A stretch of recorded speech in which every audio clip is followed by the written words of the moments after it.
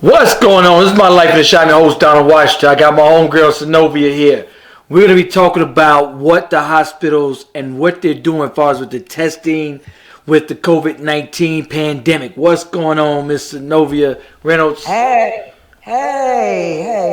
Well, I only wanted to go get a prescription refilled yesterday. That was the point of me calling my physician. And I have been trying to be isolating and practicing social distancing because that is just what's best for everybody, is that we stay self-contained. So I do have underlying conditions. So when it broke that corona was out here, it was already out here. So a lot of us who had low immune systems were already getting sick, and we were fighting it off with our own natural antibodies on the inside. So if you are a person that has a respiratory problem and then you also have an immune problem, these two things are going to conflict. You're going to have all the symptoms of corona, but you won't have corona. It'll be your underlying symptoms that you already have that corona is going to attack from your heart, from your breathing, from your chest cavities. The corona is attacking us here, but we have issues in our tummies. So both of those things are going on at the same time.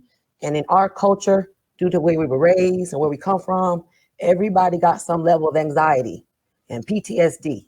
So when I'm listening to other people say what they're going through, I'm listening to what the behaviors are of each of these people and their symptoms. And they are all the same. So if I went to the doctor and said, I'm throwing up, okay, and I have diarrhea, do you have a fever? If you say yes to two and don't have a fever because you're taking an antibiotic for whatever underlying condition you have, you'll never pop a fever. So how will they know that you need to be tested? So if you get two out of the three questions right, you go through minor care where they make you wait and they make you wait and they just make you wait until you get tired. That's the only thing I can say, because I just waited until each hour mark. I stood my ground. So I wanted to see how the system was going to work on a person coming off the street, being told what to do and how we were going to be treated. And I already know that I live in two different counties, and I can go into Will County to get treated, or I can go in Cook County to get treated. I went to Will County to get treated and got sent back to Cook County. You hear me? That's very important to understand. I went to Frankfurt and got sent back to Olympia Fields. Okay? So I drove myself to the place where I knew the care was going to be done right and properly, and I was going to get my test back. There wasn't going to be nobody there, and wasn't no one there. It was drive up. They brought me into the facility. I was checked in from the parking lot. Like everything you heard on the news happened when I was in Frankfurt. And then when I got back over here to where I live at, it changed. I walked through the door, there's people laying out on the floor. There's people in the waiting room not practicing 6 feet, 6 inch, or whatever amongst each other. There was no staff at the waiting table. Everything was taped off. The main door was taped off. Everything's taped off except for the back. When you scan it in, I'm assuming the hospitals must feel that they have enough sanitation going on that when you used to go back into the ER, you felt safe. Well, you don't feel safe now because that's where Corona coming in through the emergency room doors. Oh, okay. All right. So now it's a lot of stuff I want to ask you, but before we do, this is your video of you at the hospital. After I got the good room. What? Okay, hold up. Really don't know what that means. Because all I really have to wait 30 more minutes.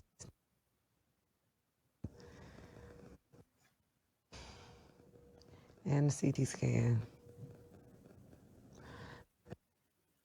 With more than where I was previous. How we choose to deal. It was really broken up because we were in the hospital, so the internet speed was very bad in there. But at that point of the visit, I was there for about 3 hours. I got in about 6:20, and I didn't get a room until 7:45, 8 o'clock. And that was after I demanded to get my blood test results back. So I had already have an IV running through my body. I already done got pulled the blood. They never came and took my insurance card information. They didn't have me sign off on anything before I got poked and stuck. I was like, okay, wait a minute. So I didn't even see the doctor. I don't know who, the nurse from nobody, just some stranger woman in a mask came and took my blood. And they didn't never come back to say what the results was. I had to go to the back, fuss another hour and a half to get your results back from the blood test, because the blood test tells you if you need to go get your chest x-ray done, because the blood test tells you if your kidneys and if there's anything going on with your circulation of your blood. They do that first before they even test your chest cavity for pneumonia or anything. And if that comes back clear, you are going home. Like, you're not even seeing a hot doctor, nothing. So did they tell you that you tested positive for coronavirus, or did they tell you anything? What did they say? They didn't say anything because there's nothing that they can say. Because if they say anything, they could be liable for saying the wrong thing.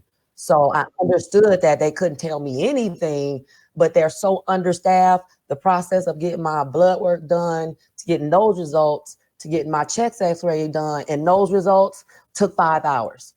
And I sat there in a little waiting space in a corner by myself in my social distancing and having panic attacks. Because again, there are people coming in from the emergency room like this, and bells is just alarming, and you just hear people just coding. That means they can't breathe anymore. That's all you hear is coding. They've stopped breathing, or their underlying condition, or they're having a stroke, they're having a heart attack. Like, we're stopping breathing from corona, my people. We are not breathing from corona. So if anything I can do is let you all know we need to have better back posture, for real. Because if your back pain is that bad where it's messing up something in your stomach, you're going to have corona symptoms. If you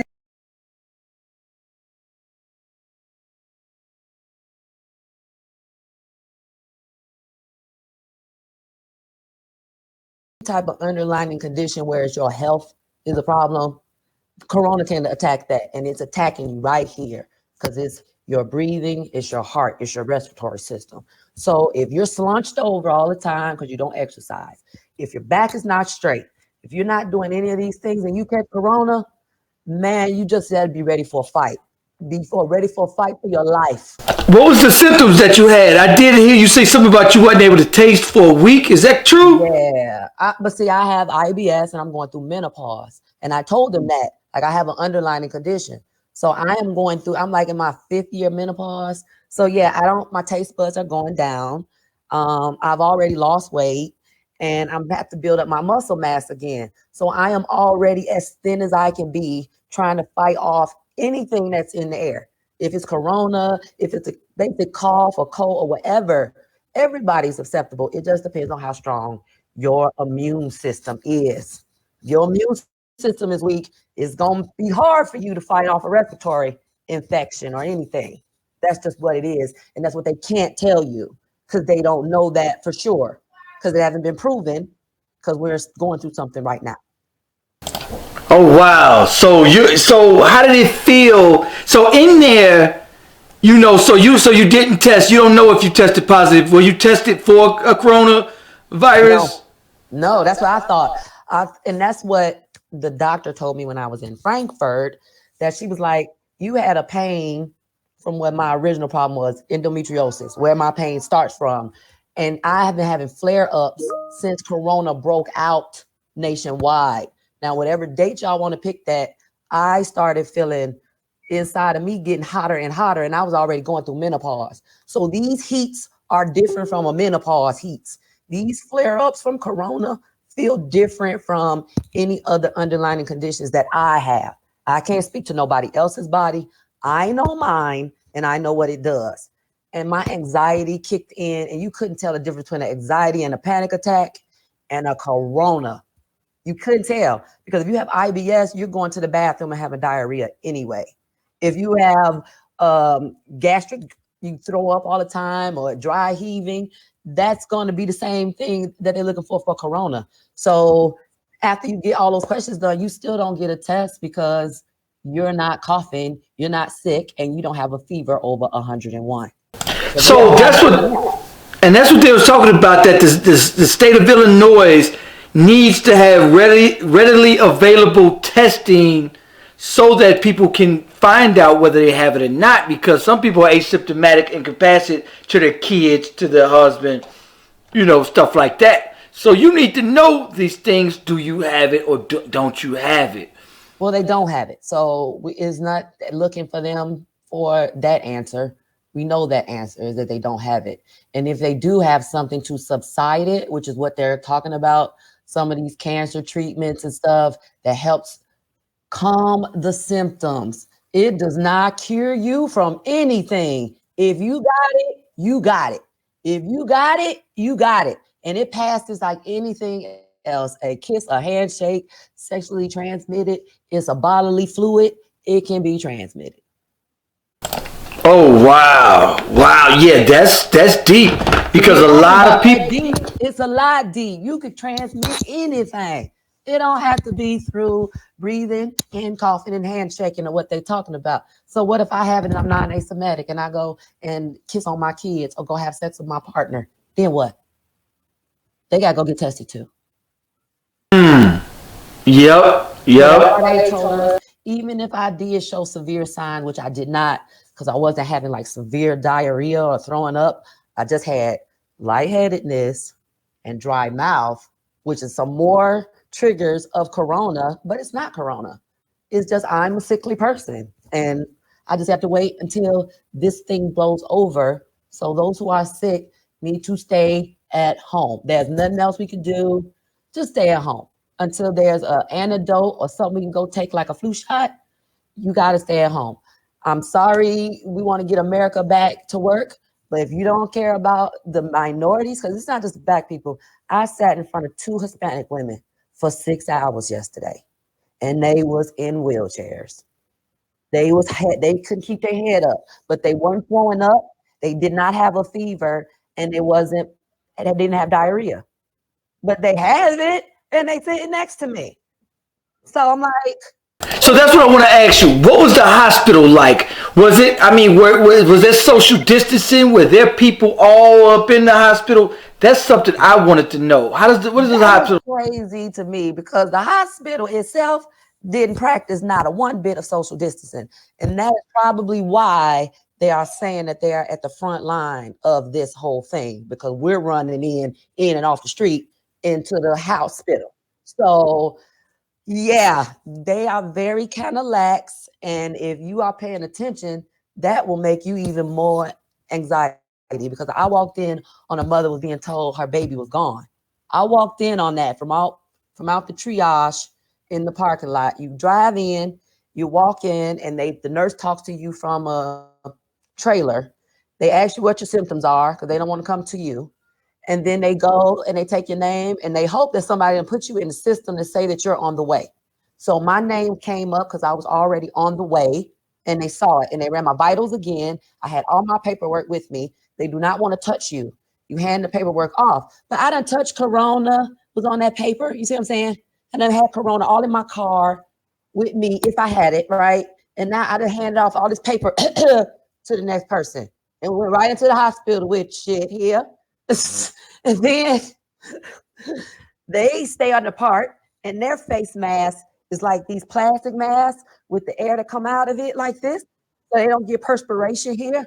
While we sitting here with the plastic shits and the mask, plastic and the paper and just a breathing out our condensation out. Again, my ADHD and my PTSD was triggering because of what they put us into when we thought we were supposed to be safe.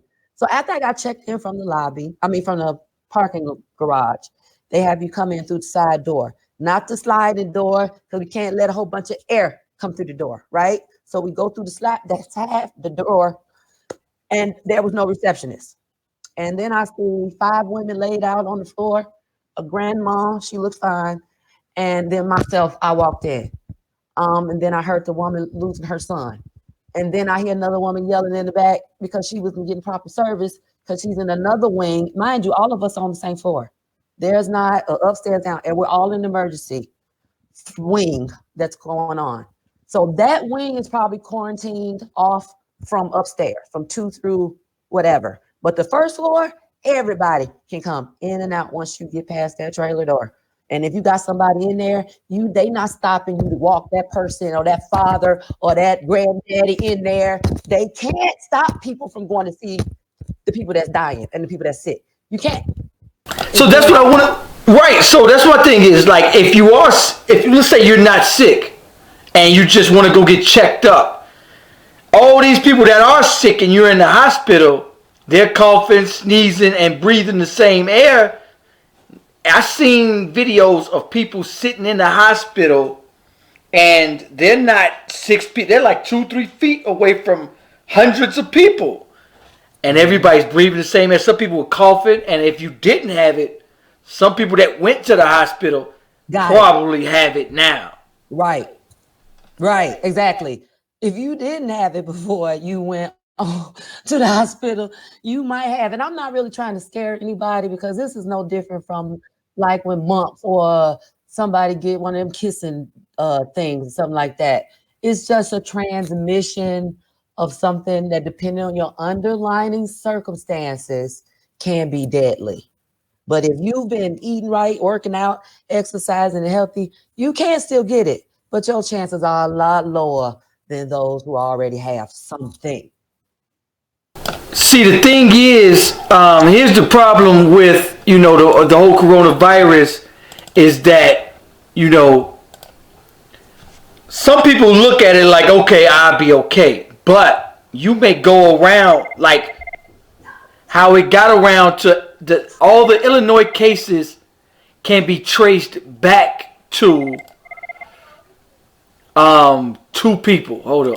Yeah, I read one of those. The one guy said he went to a graduation and he knew that the corona was out already, but the president didn't make an announcement. So he said, I practiced social distancing, but I went into the graduation or whatever he went to, and it was only like between 8 to 15, because I don't remember what number he said, but it was like 8 to 15, somewhere in the middle of the small gathering circle that we were told we could do 20 or less. Well, he's in that group where it was safe to be there, quote unquote, and he got it. And then he spread it. And he was already well. So he was asymptomatic. So I know, so he wasn't coughing on nobody. He was practicing his social distancing to the best that he could. And he was a carrier. Like, this thing is deadly.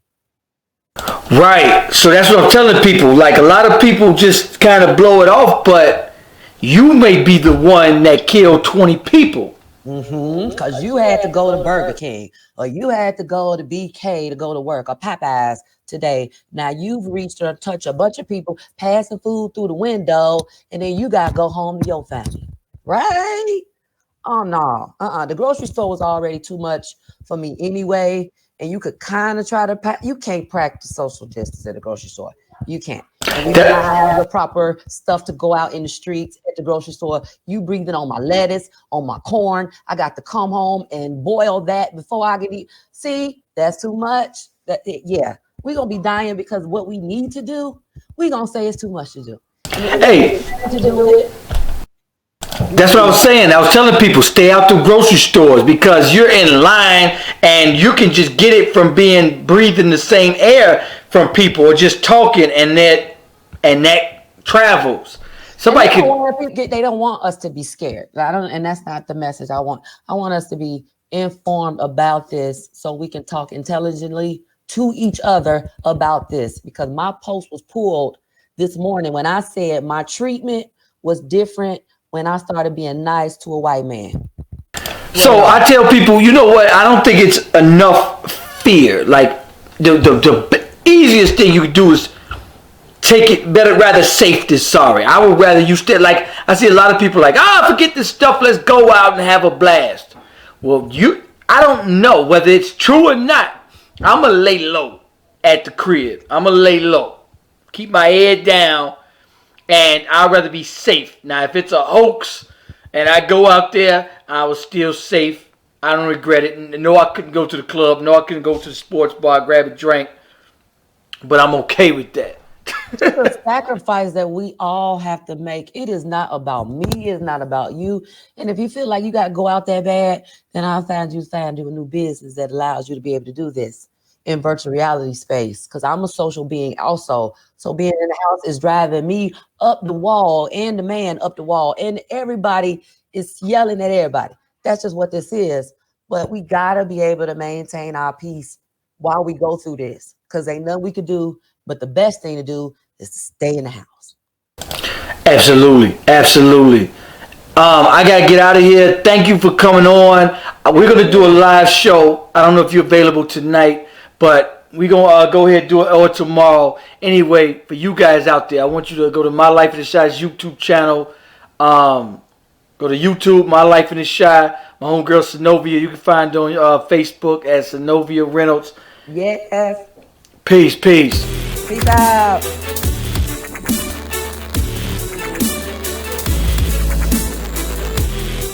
That was so cool. That was so cool. Look at you. You are so got it. I gotta do this at my house.